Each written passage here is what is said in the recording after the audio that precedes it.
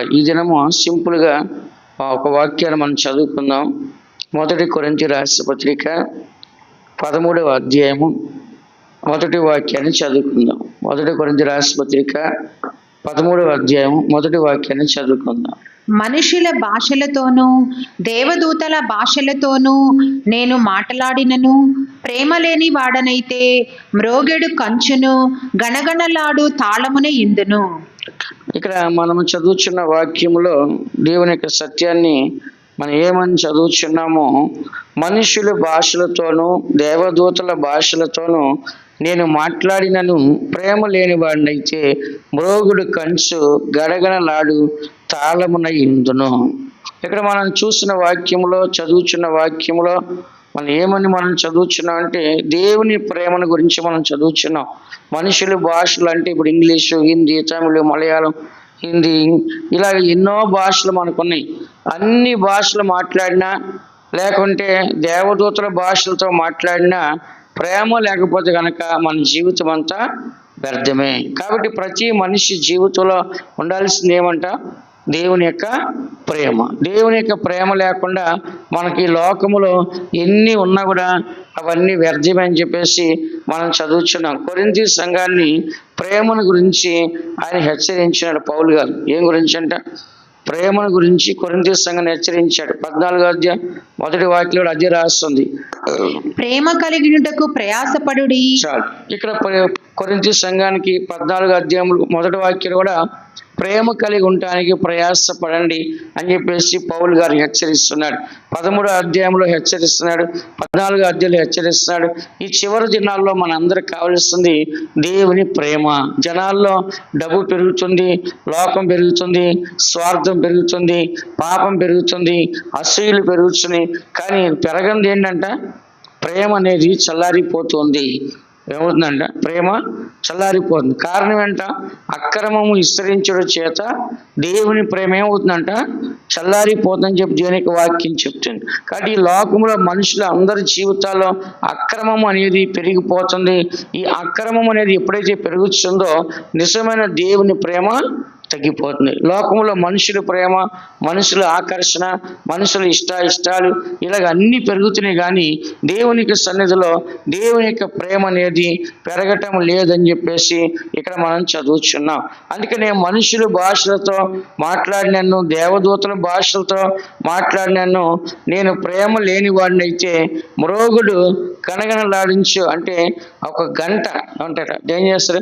ఒక గంట కనగనలాడిస్తుంటారు కదా, అలాగా నేను ఒక గంట లాంటి వాడినే కానీ దేనికి నేను పనికిరాని వాడిని చెప్పి ఇక్కడ పౌలు చెప్తున్నాడు.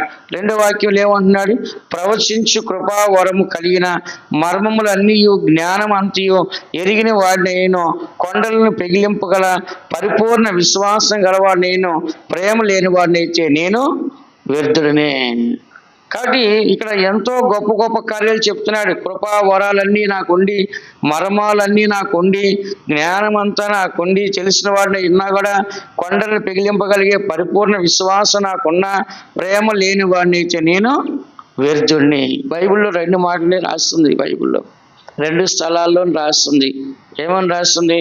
భూమి కింద ఆకాశం కింద భూమి పైన మనుషుడు ప్రయాసం అంతా వ్యర్థము అని సాల్మన్ చెప్పాడు. సాల్మన్ రాజ్యప్పుడు అంతా వ్యర్థమే భూమి పైన అని చెప్పి, అలానే ఇక్కడ పౌలు గారు చెప్తాడు ప్రేమ లేకపోతే అంతా వ్యర్థమే. అంటే ఏంటంటే అంతా వేస్ట్ అయిపోయినట్టు, అంత పనికిరాదు. ఇక మన జీవితంలో ఎన్ని ఉన్నా కూడా ప్రేమ లేకపోతే అన్ని ఏమైందంటే ఫెయిల్ అయిపోయినట్టే.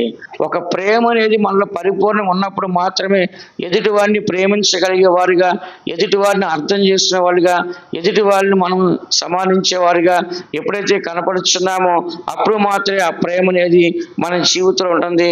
ఎన్ని వరములు ఉన్నా, దేవదూతల భాషలు ఉన్నా ఏంటి, లేకుంటే మనము పేదల కొరకు మన ఆస్తి అంతా హెచ్చించి మనం అన్ని ఇచ్చేసినా కూడా ప్రేమ లేకపోతే వ్యర్థమే. 3వ వాక్యం చూడండి.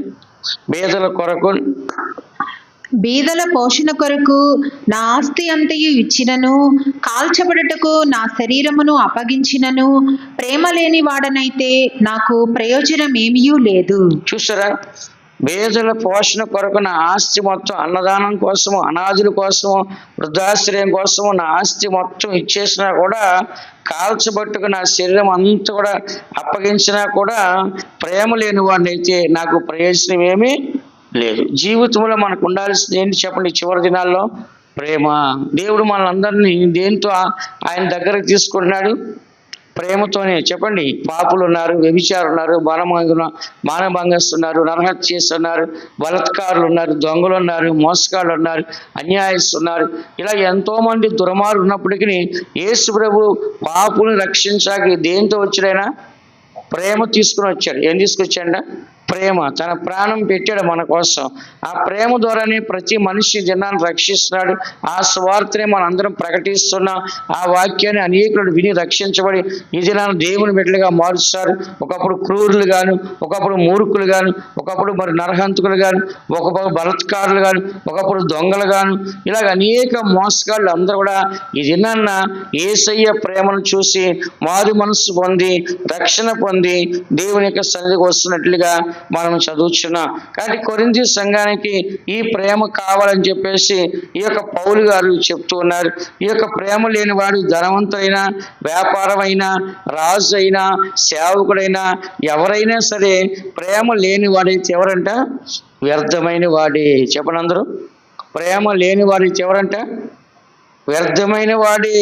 కాబట్టి దేవుని బిడ్డల మన అందరం కూడా ప్రేమ అనేది చాలా అవసరము. ఈ ప్రేమ లేకపోతే కనుక మన జీవితం అంతా కూడా వ్యర్థమైపోతున్నట్లుగా ఇక్కడ మనం చదువుతూ ఉన్నాం. కాబట్టి ప్రతి దేవుని బిడ్డ గుర్తించాల్సి అంటే ఈ ప్రేమ అనేది చాలా అవసరము.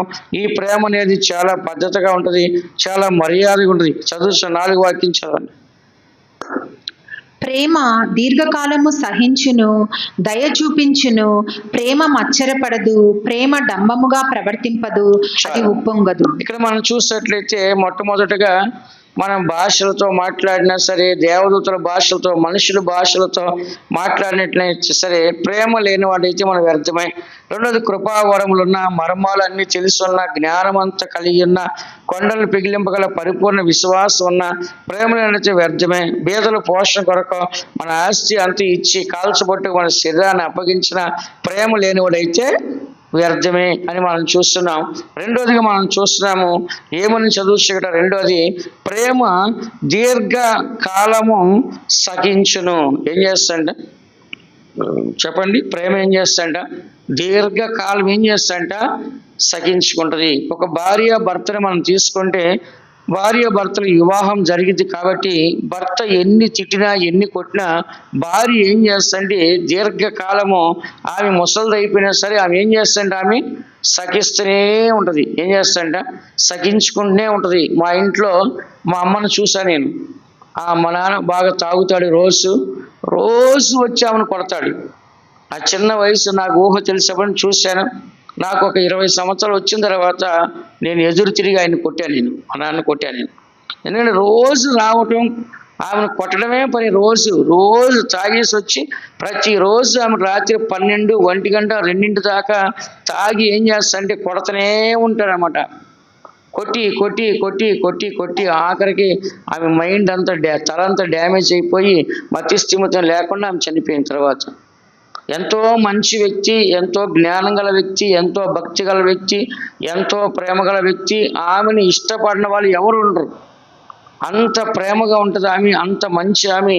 అలాంటి మనిషిని ఈ మనిషి ప్రతిరోజు వచ్చి తాగి కొట్టి కొట్టి కొట్టి కొట్టి ఆ మనిషిని చావు కొట్టాడు. ఎందుకు చెప్తున్నానంటే ఇక్కడ మనం చూసినట్లయితే ఆమె అలాగే సహించుకుంది. చివరి దాకా ఆమె వయసు అయిపోయిన తర్వాత కూడా, మనవరాలు పుట్టిన తర్వాత కూడా ఆమె అలాగే కొట్టించుకొని ఆ భర్తను విడిచిపెట్టకుండా, ఆ భర్తను వదిలేయకుండా, వాళ్ళ అమ్మోళ్ళు చెప్పారంట, వదిలేసి వచ్చేయమ్మా, ఇంకా జీవితకాలం నువ్వు పడలేవు, అంత నరకం అనిపించకంటే మా దగ్గర ప్రశాంతం ఉంది, కానీ మాకేం తక్కువ, మాకు అన్నీ ఉన్నాయి మా ఇంట్లో, నువ్వు వచ్చే అంటే కూడా లేదు, నేను పెళ్లి చేసుకున్న తర్వాత భర్త దగ్గర ఉంటేనే గౌరవం ఉంటుంది నాకని ఆమె అలాగే ఉండి అలాగే చనిపోయింది. కానీ ఆమె ఆయన్ని మాత్రం విడిచి వెళ్ళలేదు. నేను దానికి సాక్షిని.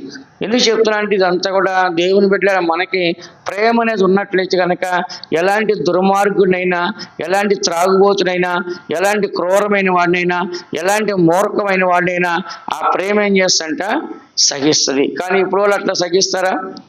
ఇప్పుడు జనరేషన్ ఏమంటున్నారు, చిన్న మాట తేడా వస్తే డైవర్స్ కావాలి, నీకు నాకు సంబంధము లేదు, నాకు అవసరము లేదు, విడాకులు కావాలంటున్నా. చిన్న మాట, ఒక్క మాట అంటే చాలు, నువ్వెంత, నేను చదువుకోలేదా, నేను ఉద్యోగం చేయట్లేదా, నేను డబ్బులు సంపాదించట్లేదా, నీ కింద ఉండాల్సిన అవసరం నాకేమొచ్చింది, నాకు అవసరం లేదు, డైవర్స్ కావాలి నాకు అంతే. ఇలాగ మనం చూసినట్లయితే ఈ దినాల్లో ప్రేమ అనేది సహించుకోలేని వారిగా కనబడుతున్నారు.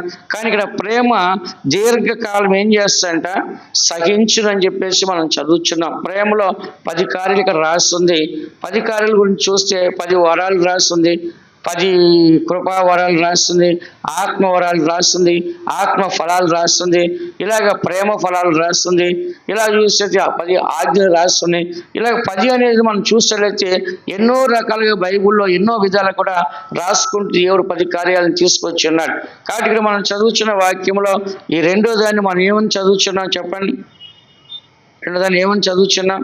ప్రేమ దీర్ఘకాలము సహించును. కాబట్టి మనకి జీవితంలో యేసు ప్రభు మనలాంటి పాపుల రక్షణ కొరకు ఆయన ఎంతకాలమో దీర్ఘకాలం మనల్ని ఏం చేస్తాడంట, సహించాడు. సహించడం మాత్రమే కాదు, మన జీవితంలో ఆయన ఎప్పుడు మనం విడిచిపెట్టకుండా ఏం చేస్తాడంట, మనకి మాదిరిగా ఉన్నాడు. ఎలా ఉన్నాడంట, మనకి ఎలా ఉన్నాడంట, మాదిరిగా ఉన్నాడు. మనకు మాదిరి చూపించడానికి యేసు ప్రభు మన కొరకు ఆయన సిద్ధముగా ఉన్నాడు.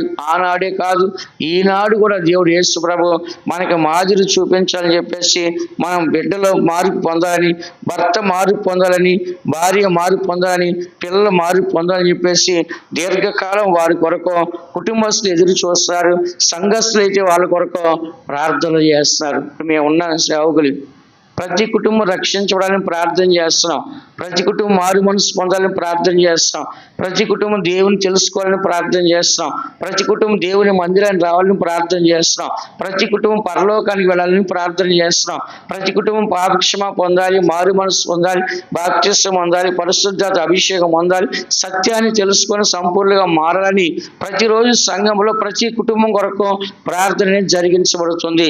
అలాగే ప్రతి కుటుంబంలో భార్య మారు మనసు పొందాలని, భార్య భర్త మారు మనసు పొందాలని, భార్య భర్తలో పిల్లల మారు మనసు పొందాలని ఎంతో ప్రయాసపడుతున్నారు. అందుకనే ప్రేమ దీర్ఘకాలం ఏం చేస్తుంట చెప్పండి, అందరూ సహించుకుంటుంది. అలాగే మనం కూడా ఏం చేయాలి, సహించుకోవాలి. ఉద్యోగ స్థలానికి వెళ్ళినా మనకి అధికారులు క్రూరంగా ఉంటారు, మూర్ఖంగా ఉంటారు, కఠినంగా ఉంటారు. ఏంటి, వాళ్ళు ఎంతో ఇదిగా మనల్ని నడిపిస్తారు. అయినా కూడా మనం ఏం చేయాలంట, సహించుకోవాలి. అక్కడ సహించుకుంటే ప్రేమ ఉన్నట్టే. అప్పుడు ప్రేమ సహించుకున్నప్పుడు ఏమైందంటే, ఒక దినాన్న క్రూరంగా మూర్ఖంగా ప్రవర్తించేవారు వాళ్ళే సిగ్గుపడి మన ప్రేమకి లొంగిపోతారు. ఎవరు లొంగుతారంట, మన ప్రేమకి ఏం చేస్తుంట, మన మంచితనాన్ని, మన సహనాన్ని చూసి వాళ్ళే మనకి ఏం చేస్తారంట, లొంగిపోయేవారుగా మనకి కనబడుతూ ఉంటారు. అందుకని మనం చదువుతున్న మూడోదిగా మనం చూసినట్లయితే చదవండి, 4వ వాక్యం చదువు. ప్రేమ దయ చూపించును. ఏం చేస్తాంట, ప్రేమ దయ చూపించును. కాబట్టి ఉదాహరణగా యేసు ప్రభువుని మనం చూసుకున్నట్లయితే కనుక పాపులు మన యందు ఆయన దయ చూపించాను. అందుకే ఆ యేసయ్య ప్రేమ మాదిరిగా తీసుకొని ఏంటి ఎన్నో స్థలాల్లో మనం చూసినట్లయితే కనుక ఎంతో మంది వల్ల కానిప్పుడు కూడా దేవుడు మనకు సహాయం చేస్తున్నట్లుగా మనం చదువుతున్నాం. ఎందుకంటే ప్రతి దేవుని పెట్టి కూడా గుర్తించాల్సిందంటే ఈ దినాల్లో మనం హాస్పిటల్కి వెళ్ళామనుకోండి, వైద్యం చేయించుకోలేని పరిస్థితి మనం ఉన్నాం, ఫీజులు కట్టలేని పరిస్థితిలో మనం ఉన్నాం, సహాయం చేయలేని పరిస్థితిలో మనం ఉన్నాం. కానీ దేవుడు ఏం చేస్తాడు, ఉచితంగా దయ చూపించి స్వస్థపరుస్తున్నాడు. ఏం చేస్తాడు, ఉచితంగా దయ చూపించి స్వస్థపరుస్తున్నాడు. ఇటీవల కాలంలో నాకు కూడా చాలా బలహీనంగా ఉండింది, చాలా అనారోగ్యంగా, చాలా బలహీనంగా ఉండి నేను ఏమి చేసుకోలేని పరిస్థితులు ఉన్నాను, ఎక్కడికి వెళ్ళలేని పరిస్థితి ఉన్నాను, ఏ పని చేయాలో ఓపిక చాలట్లేదు, కళ్ళు తిరిగిపోతాయి, తల తిప్పేస్తుంది, కూర్చోలేకపోతున్నాను, నుంచోలేకపోతున్నాను. ఇక్కడి నుంచి విజయవాడకి ట్రైన్లో కూర్చొని ప్రయాణం చేయలేకపోతున్నాను.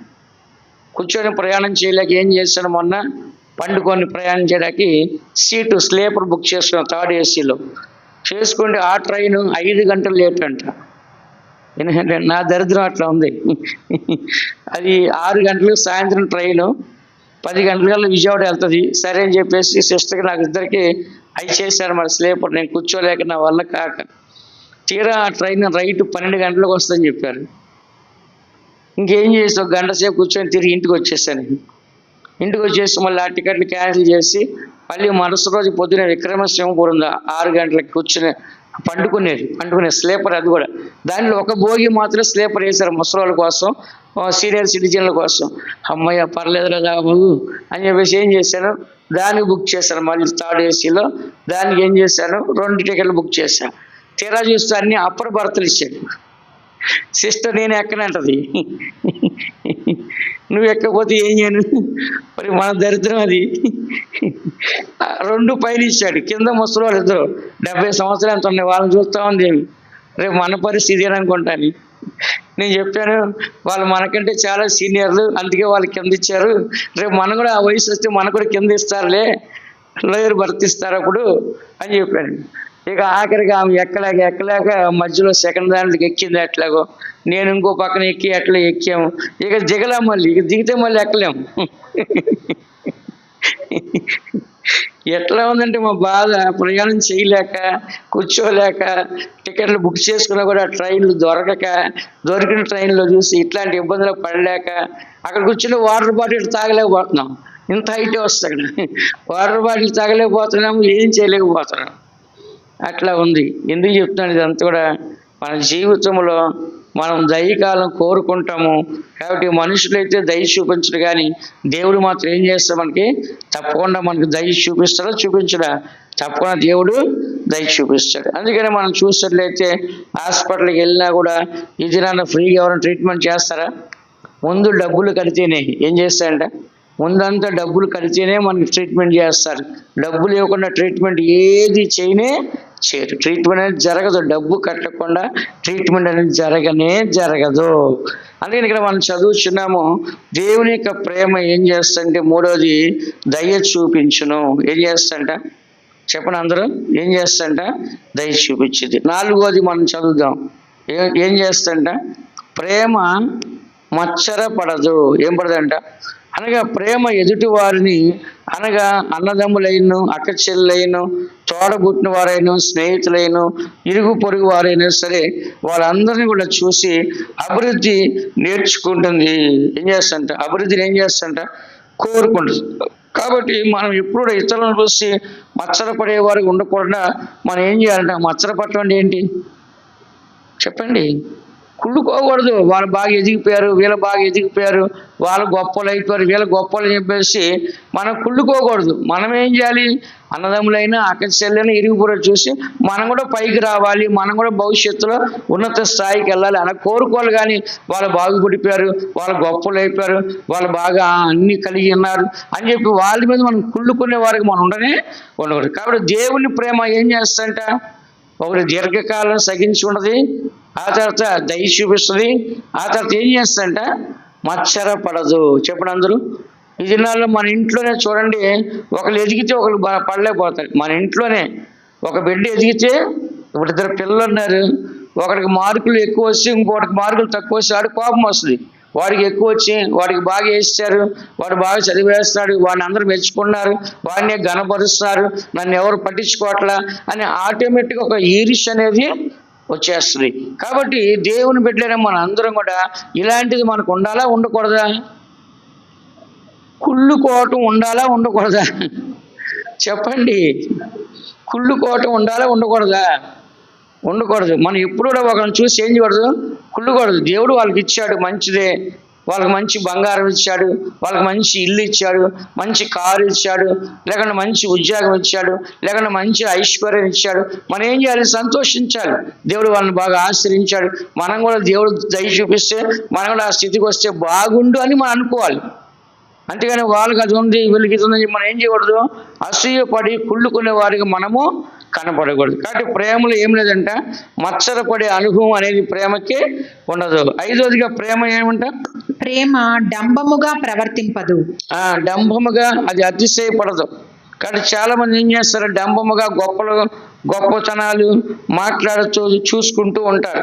కాబట్టి గొప్పల గురించి మనకు వద్దు, డంబం అనేది మనకు వద్దు. ఎందుకంటే నేత్రాశ, శరీరాశ, జీవపు డంబం అని రాస్తుంది బైబిల్లో. కాబట్టి ఇవన్నీ కూడా అతిశయానికి కారణం. నేనే గొప్పవాడిని, నేనే చేశాను, నా వల్లే అయ్యింది, నేను కాబట్టి జరిగింది చెప్పేసి మనం ఏం చేస్తామంటే గొప్పలు చెప్పుకుని ఉంటాం. కానీ ప్రేమలో చెప్పిద్దా? సింపుల్గా ఏదైనా ఒకటి చేయాలంటే చేసేసి సైలెంట్గా ఉంటుంది అంతే. గొప్పలు చెప్పుకుంటుంది ప్రేమ గొప్పలు చెప్పుకోడు. అలాగే ప్రేమ కలిగిన వాడు గొప్పలు చెప్పుకోడు. అందుకని మనలో ప్రేమ ఉండాలా, డంబం ఉండాలా? చెప్పండి, ప్రేమ ఉండాలా, డంబం ఉండాలా? కాబట్టి ఒక కార్యాన్ని మనము చేయడానికి దేవుడు మనకు అవకాశం ఇచ్చినప్పుడు ఆ కార్యాన్ని మనం సంతోషంగా చేయాలి. కానీ ఎక్కడ కూడా డంబంగా డప్పాలు మనం కొట్టుకూడదు. ఎప్పుడు కూడా ఒకరికి సహాయం చేసేటప్పుడు మనం ప్రేమతో చేయాలి. కానీ డప్పాలు కొట్టుకునే వారుగా మనం కనపడకూడదు. కాబట్టి ప్రేమ డంబముగా ప్రవర్తించదు. ఎందుకు డంబంగా ప్రవర్తించదు అంటే దానిలో గొప్పతనాలు ప్రేమ ఎప్పుడు కూడా మాట్లాడదో. ప్రేమ చేసిద్ది ఒక మంచి కార్యాన్ని సైలెంట్గా ఉండిద్ది. ఎలా ఉంటుంది అంట? ప్రేమ కార్యం చేసినట్టు ఏం చేస్తే సైలెంట్గా ఉంటుంది. కాబట్టి ప్రేమ డంబముగా ఏం చేయదంట?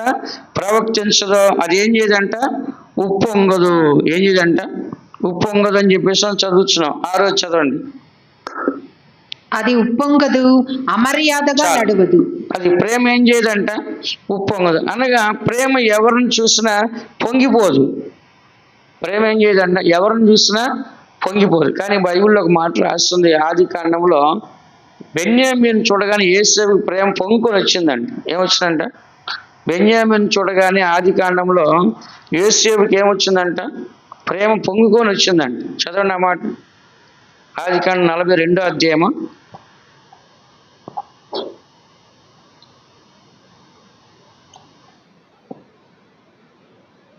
యేసేపుని చూడగానే యేసేపు బెన్యామీను చూడగానే ఏమొచ్చిందంట? ప్రేమ పొంగుకొని వచ్చిందంట. 43వ అధ్యాయం ఆదికాండం 43వ అధ్యాయము 30వ వాక్యం. 43:30. అప్పుడు తన తమ్ముని మీద యేసేపునకు ప్రేమ పొర్లుకొని వచ్చెను కనుక అతడు త్వరపడి ఏడ్చుటకు చోటు వెతికి లోపలి గదిలోనికి వెళ్ళి అక్కడ ఏడ్చెను. ప్రేమ పొంగుకొని వచ్చిందంట. పొర్లుకొని అంటే ఏంటి? పొంగింది అంటే తన తల్లి కొడుకు అతను. ఇప్పుడు యాకోబుకి ఎంతమంది భార్యలు? 2 భార్యలు, మళ్ళీ ఇంకా 2 ఉపపత్తులు. మొత్తం ఎంతమంది? 4. 4 పిల్లలు కలిసి ఎంతమంది మొత్తము? 13 మంది. జీనాతో ఎంతమంది? 13 మంది. 13 మందిలో యేసేపు తల్లికి పుట్టింది ఎవరంట? బెన్యామీను, యేసేపు. అందుకని ఇప్పుడు ఇతను సొంత తల్లి బిడ్డ అని తెలియగానే ఏమొస్తుంది ఆయనకి? ప్రేమ సొంత అంటే బ్లడ్ రిలేషన్ అంటే రక్త సంబంధం, నా తల్లి కుమారుడు అని చెప్పేసి వెంటనే ఆయనకి ఏమొచ్చిందంట? ప్రేమ పొర్లుకొని వచ్చేసి అతను ఏం చేస్తాడంట? ఏడవడానికి త్వరపడి లోపల గదిలోకి వెళ్ళిపోయాడంట. అంటే ఇక్కడ ఏమొచ్చింది ఆయనకి? ప్రేమ పొంగుకొని వచ్చేసింది. ఏమొచ్చిందంట? అది మనుషుల ప్రేమ. ఎవరి ప్రేమ అంటే చెప్పండి? ఎవరి ప్రేమ? మనుషుల ప్రేమ. అది దేవుని ప్రేమ అంటే పొంగిద్దా? పొంగదు. దేవుని ప్రేమ ఎప్పుడు పొంగదు. దేవుడి ప్రేమ ప్రేమించింది, ఆ ప్రేమను ఇచ్చేస్తుంది. కానీ ఆ ప్రేమకు ప్రతిఫలాన్ని ఎదురు చూసేది కానీ కాదు. దానివల్ల నాకు లాభం రావాలి, దానివల్ల నాకు పేరు రావాలి, నాకు ఘనత రావాలి, మెప్పు రావాలి, నన్ను గొప్పని చెప్పాలి అని చెప్పేసి ఎప్పుడు కూడా ఆ ప్రేమ ఎదురు చూడదు. కానీ యోసేపు మాత్రము తన తమ్మును చూడడం ఏమొచ్చిందంటే ప్రేమ పొర్లుకొని వచ్చేసిందంట. ఎలా వచ్చిందంట అంటే ఏంటి అర్థము? పొంగుకుంటూ వచ్చేసిందంట. కాబట్టి ఇక్కడ చదువుతున్న మనము ఏమని చదువుతున్నా? ప్రేమ ఏం చేదంట? పొంగిపోదని చెప్పేసి మనము చదువుతున్నాం. 7వదిగా మనం చూసినట్లయితే ప్రేమ అమర్యాదగా నడవదు. కాబట్టి ఇక్కడ చదువుతున్నాం. 7వది మనం చూసినట్లయితే ప్రేమ అమర్యాద నడవదు. అంటే ప్రేమ మర్యాద లేకుండా అమర్యాదగా నడవదు. ప్రేమ ఎదుటివాని పట్ల గౌరవంగానే ఉంటుంది. ఎలా ఉంటుందంట? ఎదుటివాని పట్ల ఎట్లా ఉందంట, అమర్యాదగా ఉండదు, గౌరవంగా ఉంటుంది. ఈ దినాల్లో ప్రేమ ఉందనుకోండి, ఎటకారంగా మాట్లాడుతుంటారు, జోకులు వేసి మాట్లాడుతుంటారు, కుళ్ళి మాట్లాడుతుంటారు, లేకపోతే అబద్ధాలు మాట్లాడి కవ్విస్తూ ఉంటారు. ఇలా ఎన్నో చెడ్డగా మాట్లాడుతుంటారు. ఏంటి అలుసు, మా వాళ్ళే కదా, మనవడే కదా, మనమ్మాయే కదా అని చెప్పి అందరికి ఏమొస్తుందంట, అలుసు వస్తుంది. కానీ ఇక్కడ మనం చదువుతున్నాము, దేవుని ప్రేమ అలా ఉంటుందా చెప్పండి? దేవుని ప్రేమ ఎక్కడైనా అమర్యాదగా నడుచుకుంటుందా? దేవుడు ఎవరి దగ్గరైనా అమర్యాదగా నడుచుకున్నాడా? ఎవరి దగ్గరైనా భక్తిహీనంగానో లేకుండా మర్యాద లేకుండా ఎక్కడైనా తప్పుగా చెడ్డగా దేవుడు ఎక్కడ నడుచుకున్నాడా? నడుచుకోలేదు. అందుకని దేవుని పెట్టలేము. మన అందరం కూడా ఎవరి దగ్గరైనా సరే, వాళ్ళు గొప్పవాళ్ళు అవ్వచ్చు, పేదవాళ్ళు అవ్వచ్చు, మనకంటే తెలివి వాళ్ళు అవ్వచ్చు, తెలివి తక్కువ అవ్వచ్చు, అందంగా ఉండవచ్చు, అందంగా లేకపోవచ్చు, ధనవంతులు అవ్వచ్చు, లేదా దరిద్రులు అవ్వచ్చు. మనం మాత్రం ఎట్లా ఉండాలంటే మర్యాదగా ఉండాలి. చెప్పండి అందరూ, చెప్పండి పిల్లలు పెద్దలందరూ చెప్పండి. ఎలా ఉండాలంట? మర్యాదగా మనం ఉండటానికి ప్రయాసపడాలి. ఎటకారంగా మాట్లాడటం, జోకులు వేయటము, ఇట్లాంటి చెడ్డ కార్యాలు చేయడానికి మనం ఎంత మాత్రం ఏం చేయకూడదు, మనం కనపడకూడదు. ఇప్పుడు ఏప్రిల్ 1 వస్తుంది, ఏం చేస్తారు? ఏప్రిల్ ఫూల్ చేస్తారు. ఏం చేస్తారంటే ఏప్రిల్ 1 వస్తే ఏం చేస్తారు? ఏప్రిల్ ఫూల్ చేస్తారు. యాక్సిడెంట్ అయింది, ఇలా చచ్చిపోయారు అక్కడ, లేకుంటే వాళ్ళు ఇటు వెళ్ళిపోయారంటే కనపట్లేదంట, లేకుంటే ఏదేదో అబద్ధాలు చెప్తుంటారు. ఏప్రిల్ 1 అంటే ఏంటి? ఈ యొక్క బ్రిటిష్ వాడు ఏం చేశాడంటే మార్చి నెల, ఏ నెల మనకి ఇంతకుముందు చెప్పాను మీకు ఒకసారి, మార్చి నెల, డిసెంబర్. ఇప్పుడు ఆడిటింగ్ ఎప్పుడు చేస్తున్నారు? మార్చి ఎండింగ్లో చేస్తారు. మార్చి నెల ఏ నెల? డిసెంబర్ నెల. అది జనవరి. మార్చి అంటే 3 నెలలు కాదు, డిసెంబర్ నెల. జనవరి ఎప్పుడు మనకి? ఏప్రిల్. అంటే మార్చి ముందు పెట్టేసారి తీసుకొచ్చి, అలా రాదు. మార్చి ఎక్కడ రావాలి? లాస్ట్లో రావాలి, డిసెంబర్ కింద వస్తుంది అది. ఏప్రిల్ కొత్త సంవత్సరం మనకి. విన్నారా? ఏం పండగ అది?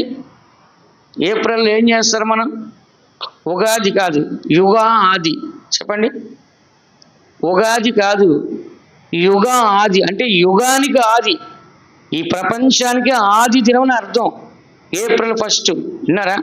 ఏప్రిల్ 1 అనేది యుగానికి ఆది అనమాట. అందుకని చెట్లన్నీ చూడండి, ఇప్పుడే పంటలు వస్తున్నాయి, వ్యాపాకంతో ఇప్పుడే పోత వస్తుంది. కొత్త సంవత్సరం ఇది. ఏ సంవత్సరం అంటారు? కొత్త సంవత్సరం ఎప్పుడు వచ్చింది మనకి? ఏప్రిల్ అంటే అసలు ఎప్పుడు రావాలి అది? అదే జనవరి. అదే చాలామంది పాస్టర్లు జనవరిలోనే 15వ తారీఖున పస్కా పండుగ చేయమని దేవుడు చెప్పాడని చెప్పేసి వాళ్ళు కరెక్ట్గా ఈస్టర్ 15వ తారీఖునే, ఏప్రిల్ 15వ తారీఖున పస్కా పండుగ చేస్తున్నారు. నన్ను కూడా రమ్మన్నారు పస్కా పండగకి. నాకు కుదరదయ్యా, నాకు ఇక్కడ గుడ్ ఫ్రైడే ఇవన్నీ ఉన్నాయని చెప్పేసాను. నన్ను కూడా పిలిచారు పాస్టర్లు ప్రసంగం చేయడానికి రావాలని చెప్పి. నాకు కుదరదు, నా చర్చి నాకుందని చెప్పేసాను. ఎందుకు చెప్తున్నా అంటే, ఈ ఏప్రిల్ 1 అనేది కొత్త సంవత్సరం. అది అదే 1 తారీఖు మనకు జనవరి. అది మార్చి ఎక్కడ రావాలి? డిసెంబర్లో రావాలి, లాస్ట్లో రావాలి. దాన్ని తీసుకొచ్చి ముందు పెట్టేస్తారు. అంటే ఏం చేశారంటే, ఆ రోజులో రాజులు కాబట్టి నా పేరు ఉండాలి చెప్పేసి ఒక్కొక్క నెలకు ఒక్కొక్క రాజులు, జూలియస్ సీజర్ జూలై మాసం, అగస్టిన్ సీజర్ ఆగస్టు మాసము, ఇట్లా ఏం చేశారంటే వాళ్ళు సిజరిన్ ద్వారా జన్మించారు. జూలియస్ సీజర్ అంటే ఏంటి? వాళ్ళ అమ్మ గర్భంలో సిజరిన్ ద్వారా జన్మించాడు జూలియస్ సీజర్. అగస్టిన్ సిజరిన్ అంటే ఏంటి? అగస్టిన్ అనే అతను వాళ్ళ అమ్మ గర్భంలో సిజరిన్ ద్వారా బయటకు వచ్చాడు. అందుకని వాళ్ళకి అగస్టిన్ సిజరిన్ పెట్టారు. అలాగే వాళ్ళ మాసాలు వాళ్ళు పెట్టుకున్న దాంట్లో ఇంకోటి ఏం చేస్తారంటే, నాది ముందు ఉండాలి ఏం చేశారు? డిసెంబర్ని వెనక దోసేసి ఏం చేశారు? అటు నుంచి అటు గందరగోళం చేసి పడేశారు. అదే మీకు ఇప్పుడు ఇవన్నీ కూడా జరుగుతూ ఉన్నాయి. ఎందుకు చెప్తున్నానంటే, దేవుని పెట్టిన మనము దేవుని యొక్క సన్నిధిలో ప్రేమ అనేది ఎలా ఉంటుందంటే మర్యాదగా ఉంటుంది. చెప్పండి అందరూ, మనం కూడా ఎలా ఉండాలి? మర్యాద ఉండాలా లేదా? ఎక్కడికి వెళ్ళినా ఎలా ఉండాలి? మనకి మర్యాద, రెస్పెక్ట్ ముఖ్యం మనకి. చెప్పండి అందరూ, రెస్పెక్ట్ అనేది ముఖ్యం. ఎక్కడున్నా సైలెంట్గా, డీసెంట్గా మర్యాద ఉండాలి. స్కూల్కి వెళ్ళినా, కాలేజీకి వెళ్ళినా, ఉద్యోగానికి వెళ్ళినా, ఆఫీస్కి వెళ్ళినా, పనికి వెళ్ళినా, బ్యాంక్కి వెళ్ళినా, షాపింగ్కి వెళ్ళినా, ఎక్కడికి వెళ్ళినా ఎలా ఉండాలి? మనము ఒక మర్యాద ఉన్నప్పుడు మనకి ఏమంటారు? Give respect, take respect. కాబట్టి మర్యాద ఇచ్చి మర్యాద పుచ్చుకో. నువ్వు మర్యాద ఇస్తే నీకు మర్యాద ఇవ్వబడుద్ది.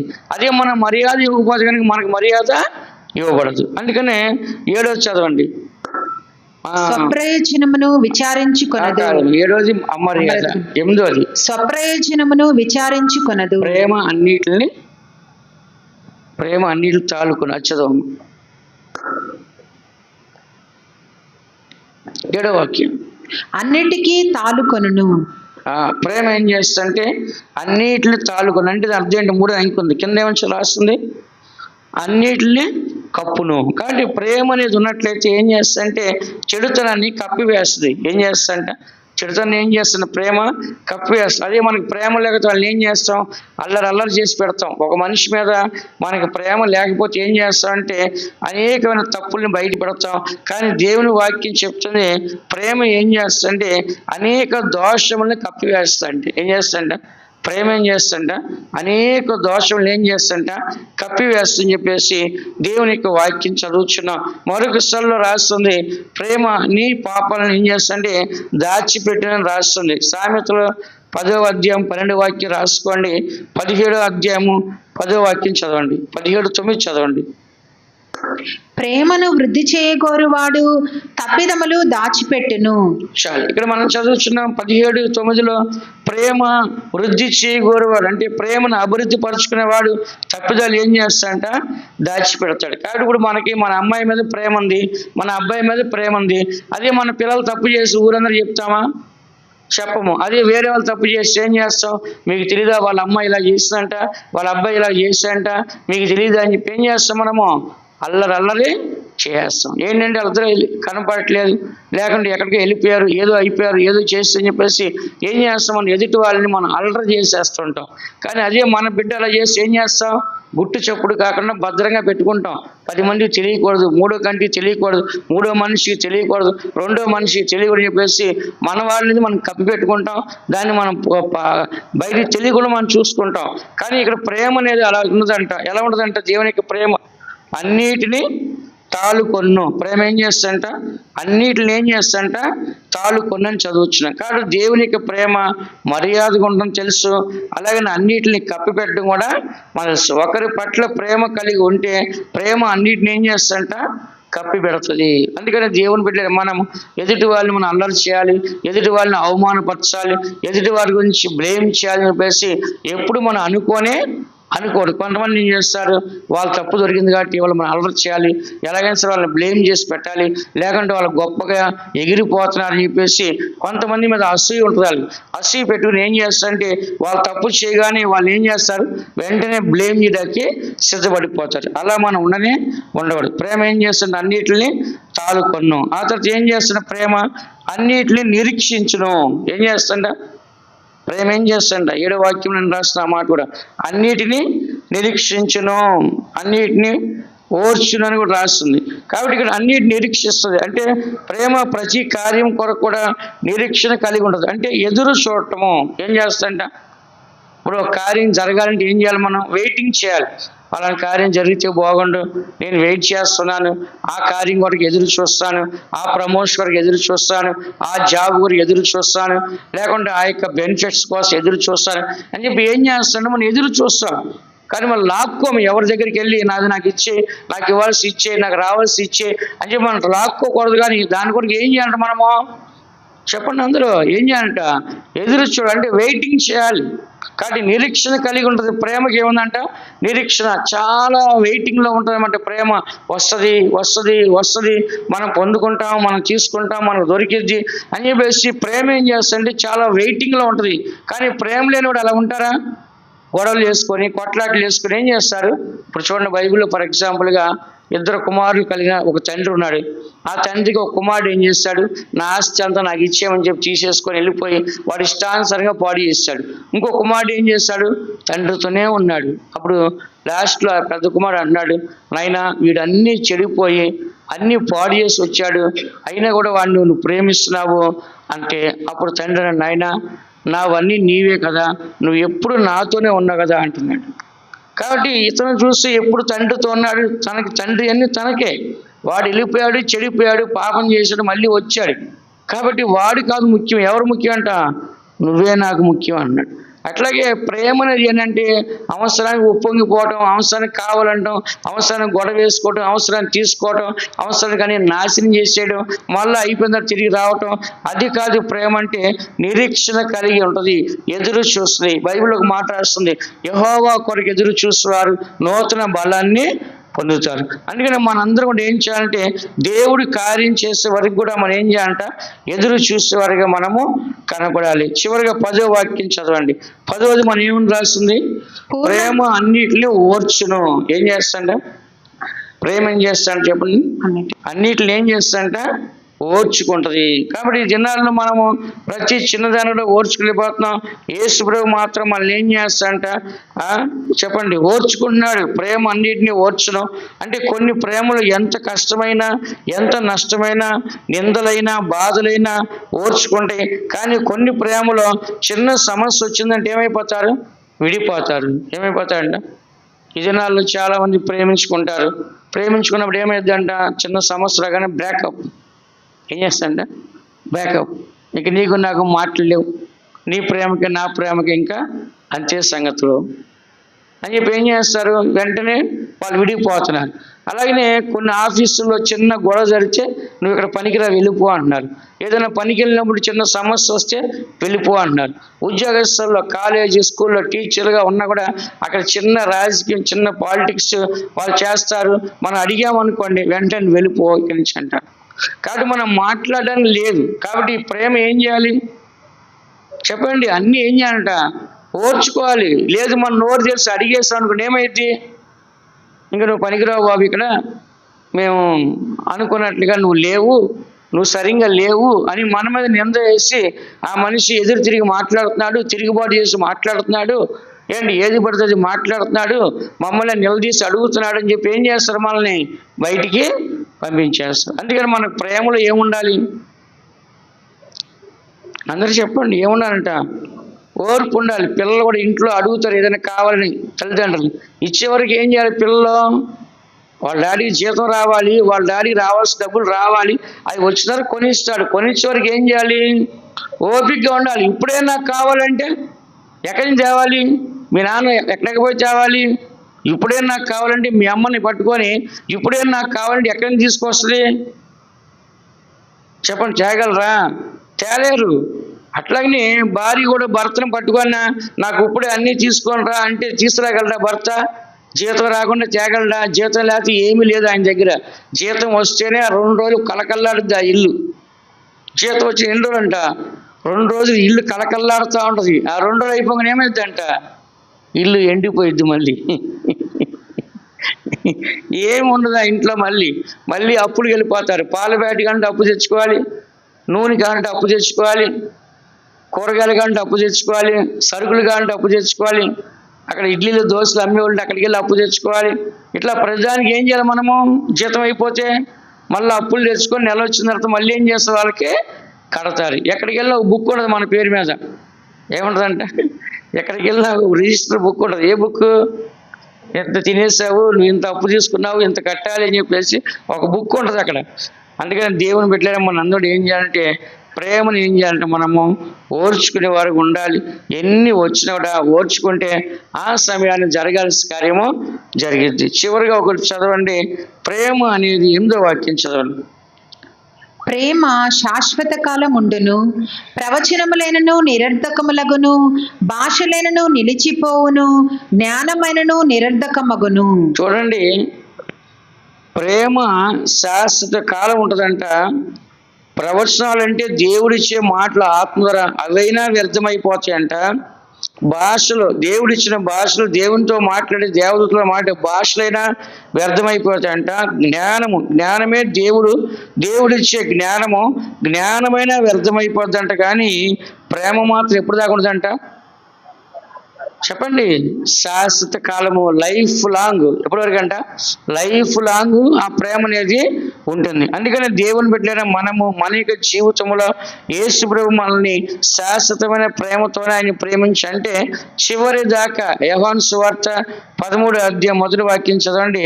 యేసు ప్రభు మనల్ని ఎప్పుడు దాకా ప్రేమించాడంటే అంత వరకు, ఎండింగ్ వరకు ప్రేమించాడంట. చదవండి. తాను ఈ లోకము నుండి తండ్రి యొద్దకు వెళ్ళవలసిన గడియ వచ్చెనని యేసు పస్కా పండుగకు ముందే ఎరిగిన వాడై లోకములోనున్న తన వారిని ప్రేమించి వారిని అంతము వరకు ప్రేమించెను. వారిని అంతం వరకు అంటే కింద అంకెంది, సంపూర్ణంగా ప్రేమించండి. ఎవరికి అంట? సంపూర్ణంగా వాళ్ళు ఏం చేస్తారంట? ప్రేమించండి. అందుకని దేవుని యొక్క ప్రేమ కొంచెంగా ఉంటుందా, లేదంటే పర్ఫెక్ట్గా ఉంటుందా?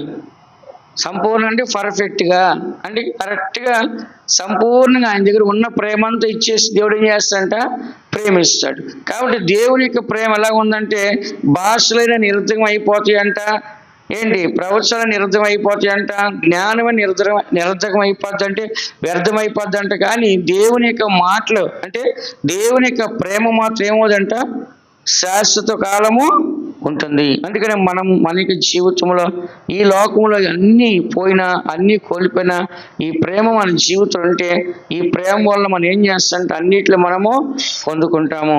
మొట్టమొదటిగా ప్రేమ అంటే ఏంటంటే చెప్పండి, ఎన్ని ఉన్నా సరే అన్ని కాల్చడానికి ఇచ్చినా సరే అది ప్రేమ లేకపోతే వ్యర్థమే. రెండోది ప్రేమ దీర్ఘకాలం ఏం చేస్తుంట, సగించుకున్నది. ప్రేమ దయ చూపించింది. ప్రేమ మచ్చరపడదు. ప్రేమ ఏం చేస్తుంట, డంబంగా ప్రవర్తించదు. ప్రేమ ఏం చేస్తుంట, ఉప్పొంగదు. ప్రేమ ఏం చేస్తుంట, అమర్యాద నడుచుకోదు. ప్రేమ ఏం చేస్తుంట, అన్నిటిని తాలుకుంటుంది. ప్రేమ ఏం చేస్తుంది, అన్నిటిని నిరీక్షిస్తుంది. ప్రేమ ఏం చేస్తుంది, అన్నిటిని ఓర్చుకుంటుంది. ప్రేమ ఏం చేస్తుంది, శాశ్వత కాలము ఉంటుంది. అందరు కండ్లు మూసుకోండి. దేవుని బిడ్డల మనందరం కూడా ఈ దినాన్న దేవుని యొక్క ప్రేమ కొరింథీ సంఘానికి చాలా అవసరమని పౌలు గారు చెప్పినాడు. ఈ దినాల్లో మనకి కూడా చాలా అవసరము. ప్రేమ లేకపోవటం వలన కోపాలు, ద్వేషాలు, పగలు, కక్షలు, అసూయలు, ఈర్ష్యలు, విరోధము, పోరాటములు ఇవన్నీ మనకు కలుగొచ్చినాయి. ఇవన్నీ మన జీవితంలో వచ్చి మన జీవితాన్ని నష్టపరచకుండా ఉండాలంటే మనందరూ కూడా దేవుని ప్రేమ అవసరమైంది. చివరి దినాల్లో అనేకులు ప్రేమ చల్లారిపోవటం వలన అక్రమం విస్తరించిపోతుంది. యేసయ్య చివరి దాకా మనల్ని ప్రేమిస్తూనే ఉన్నాడు. ఆయన మనల్ని ఆరంభం నుంచి ప్రేమిస్తూనే ఉన్నాడు. మన కష్టముల్లోనూ, మన నష్టములోను, మన నిందల్లో, మన అవమానంలో ఆయన ప్రేమిస్తూనే ఉన్నాడు. మన ఆపదల్లో, మన పోరాటంలో, ఆర్థికంలో మనల్ని ప్రేమిస్తున్నాడు. మన దగ్గర ఏమీ లేకపోయినా యేసు ప్రభు మనల్ని ప్రేమిస్తున్నాడు. లోకంలో మనుషులైతే డబ్బు ఉంటే ప్రేమిస్తారు, అందం ఉంటే ప్రేమిస్తారు, చదువు ఉంటే ప్రేమిస్తారు, పేరుంటే ప్రేమిస్తారు, పెద్ద కులం ఉంటే ప్రేమిస్తారు. కానీ యేసు ప్రభు అలా కాదు. మన జీవితంలో ఏమీ లేకపోయినా కూడా ఆయన మనల్ని ప్రేమిస్తున్నాడు. యేసయ్య ప్రేమ శాశ్వత కాలం ఉండే ప్రేమ. కాబట్టి మనకి భాషలు ఉన్నా సరే, లేకుంటే మనకి మరి ఈ లోకంలో గొప్ప గొప్ప కొండలు పగలగొట్టే విశ్వాసం ఉన్నా సరే, మర్మములన్నీ తెలిసిన వారైనా సరే, కృపావరములు ఉన్నవారైనా సరే, జ్ఞానం ఉన్నవారైనా సరే, ఎంతటి గొప్పవారైనా సరే, ప్రేమ లేకపోతే మన జీవితం అంతా వ్యర్థమే. నువ్వు ఎంత భక్తి చేసినా, ఎంత ప్రార్థన చేసినా, ఎంత అన్య భాష మాట్లాడినా, ఎంత ప్రవచనాలు చెప్పినా, ఎంత దర్శనాలు చూసినా, నీ జీవితంలో నిన్ను వల్ల నీ పొరుగు వారిని నువ్వు ప్రేమించకపోతే నీ జీవితమే వ్యర్థమో వ్యర్థమో వ్యర్థమో. అలాంటి దౌర్భాగ్యమైన పరిస్థితి మనకు రాకుండా, వ్యర్థమైన జీవితం మనం చేయకుండా, దేవుని వాక్య ప్రకారంగా మన పెద్ద విశ్వాసులమైన 40 సంవత్సరాల విశ్వాసమైన 40 సంవత్సరాల నుంచి దేవునితో అనుభవం కలిగి ఉన్నా సరే, 40 సంవత్సరాల ప్రార్థన అనుభవం ఉన్నా సరే, అన్య భాష అనుభవం ఉన్నా సరే, ప్రవచన అనుభవం ఉన్నా సరే, వరములు అనుభవం ఉన్నా సరే, జ్ఞాన అనుభవం ఉన్నా సరే, నీ జీవితంలో ఎంత ఉన్నా సరే దేవుని ప్రేమ లేకపోతే ఆ జీవితం వ్యర్థమని మనం చదువుతున్న కొరింథీ 13వ అధ్యాయం అంతా కూడా ప్రేమల గురించి రాస్తున్నారు. నిజమే, చివరి దినాల్లో మనం కూడా ఈ ప్రేమను మనం కాపాడుకోవాలి. ఈ లోకంలో ఏదైనా సరే నశించిపోద్ది. ఇక్కడ విశ్వాసము, నిరీక్షణ, ఈ ప్రేమ, ఈ 3 నిలిచిన వీటిలో శ్రేష్టమైనది దేవుని ప్రేమ. అన్ని నశించిపోయిన ప్రేమ ఉంటది. అందుకే యేసు ప్రభు ఆయన ప్రేమ కుమార్ రాజ్యాన్ని స్థాపించని వాక్యం చెప్తుంది. ఆయన రాజ్యం పేరు కూడా ప్రేమ గల రాజ్యమే. ప్రేమ గల వారు మాత్రమే ఆ రాజ్యంలో ప్రవేశించి ఆ పరలోక రాజ్యంలో ఆయనతో ఉంటారని చెప్పేసి ఆయన చెప్తున్నాడు. ఆ ప్రేమ కుమార్ రాజ్యంలో ప్రవేశించాలి. ఆ ప్రేమ కుమారుడి లోకానికి వచ్చి మనల్ని ప్రేమించి కల్వారి శిలువలో తన ప్రాణాన్ని పెట్టి ఉన్నాడు. ఆయన మన కొరకు ప్రాణం పెట్టి ఆయన అమూల్యమైన ప్రేమని, పరిశుద్ధమైన ప్రేమని, నిర్దోషమైన ప్రేమని, నిష్కలంకమైన ప్రేమని ఆయన మనకి ఇచ్చినాడు. కాబట్టి ఆ ప్రేమ చేత ఆయన మన సంఘాన్ని ప్రేమించాడు. కాబట్టి మనం కూడా ఆ ప్రేమ కలిగి ఉండాలి. ఆ భర్త ఎదుట, భార్య ఎదుట, పిల్లల ఎదుట, అన్నదమ్ముల ఎదుట, అక్కచెల్లి ఎదుట, ఉద్యోగ స్థలంలో, చదువుకునే స్థలంలో, వ్యాపార స్థలంలో, ప్రతి స్థలంలో మనం ప్రేమ కలిగి జీవించకు దేవుడు మనకు సహాయించను గాక. దేవుడు మనల్ని ఆశీర్వదించను గాక. యేసుని ప్రేమయే నిత్యమేగా నాయే యేసుని ప్రేమయే దివ్యమేగా శాశ్వత కాలమున శ్రేష్టమే ప్రేమ శాశ్వత కాలమున శ్రేష్టమే ప్రేమ సదనను నిలుపును దేవునితో సదానను నిలుపును దేవునితో యేసుని ప్రేమయే నిత్యమేగానా యేసుని ప్రేమయే దివ్యమేగా శాశ్వత కాలమున శ్రేష్టమే ప్రేమ శాశ్వత కాలమున శ్రేష్టమే ప్రేమ సదానను నిలుపును దేవునితో సదానను నిలుపును దేవునితో సదానను నిలుపును దేవునితో సదానను నిలుపును దేవునితో. అనేక దేశాలు ఇప్పుడు ప్రేమ లేక కొట్టుకుంటున్నారు, కాల్చుకుంటున్నారు, బాంబులు వేస్తున్నారు. వాళ్ళకున్న ఆస్తి ధనము అంతా ఖర్చు పెట్టి బాంబులు వేసి ఇతర దేశాలు నాశనం చేస్తారు. వాళ్ళ దేశాల్లో సర్వ సంపద కూడా నాశనం అయిపోతున్నాయి. కేవలం ప్రేమ లేకపోవటం వలన, ద్వేషం వలన ఇదంతా జరుగుతుంది. మన జీవితంలో మనం నష్టపోకుండా, ఇతరులను నష్టపరచకుండా మనం కూడా ప్రేమ కలిగి ఉంటాక దేవుడు సాయించినట్లుగా స్తోత్రించదము. స్తోత్రం.